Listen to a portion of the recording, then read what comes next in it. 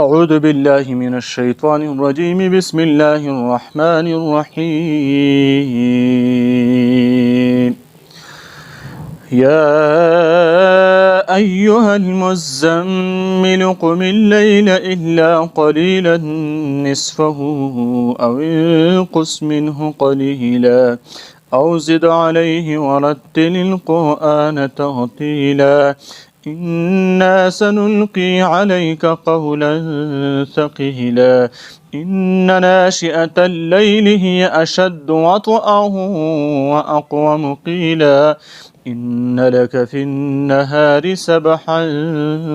طويلا واذكر اسم ربك وتبتل إليه تبتيلا رب المشرق والمغرب لا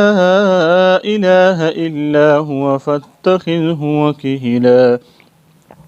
واصبر على ما يقولون واهجرهم هجرا جميلا وذرني والمكذبين أولي النعمة ومهلهم قليلا إن لدينا أنكالا وجحيما وطعاما ذا غصة وعذابا أليما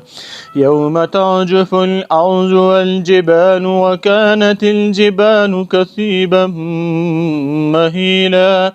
إنا أرسلنا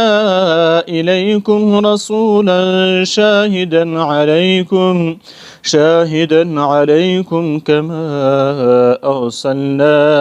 إلى فرعون رسولا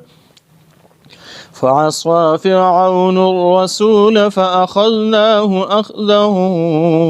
وبيلا فكيف تتقون إن كفرتم يوما يجعل الولدان شيبا السماء منفطر به كان وعده مفعولا إن هذه تذكرة فمن شاء اتخذ إلى ربه سبيلا إن ربك يعلم أنك تقوم أدنى من ثلثي الليل ونصفه وثلثه وطائفة من الذين معك والله يقدر الليل والنهار علم أن لا تحصوه فتاب عليكم فاقرؤوا ما تيسر من القرآن علم أن سيكون منكم مرضى وآخرون يسربون في الأرض يبتغون من فضل الله وآخرون يقاتلون في سبيل الله فاقرؤوا ما تيسر منه وأقيموا الصلاة وآتوا الزكاة وأقرضوا الله قرضا حسنا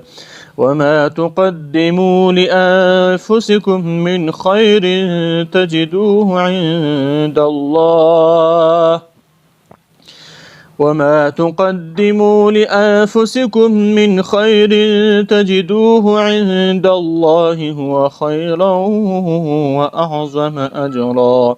واستغفروا الله إن الله غفور رحيم صدق الله العظيم.